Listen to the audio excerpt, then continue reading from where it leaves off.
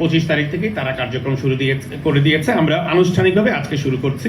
আমাদের মহিলা ও শিশু বিষয়ক মন্ত্রণালয়ের ছিল যে 16 দিনব্যাপী আন্তর্জাতিক নারী নির্যাতন পক্ষ উপলক্ষে প্রিন্ট ইলেকট্রনিক মিডিয়ার উপস্থিতিতে সংবাদ সম্মেলন। আজকে বিকাল 3:30টার সময় আমাদের মাননীয় উপদেষ্টা সংবাদ সম্মেলনে মিলিত হবেন। তারপর মহিলা ও শিশু বিষয়ক মন্ত্রণালয় এবং ইউএন এজেন্সি মিলে আমরা আজকে একটা উদ্বোধনী অনুষ্ঠান করতে যাচ্ছি, দেখতে পাচ্ছেন।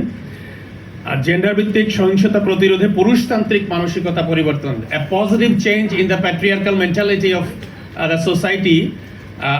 We are going to organize workshops, seminar and symposiums all over the country. And Mohila Mauka, there is Ministry of Women and Children Affairs is going to take the lead here.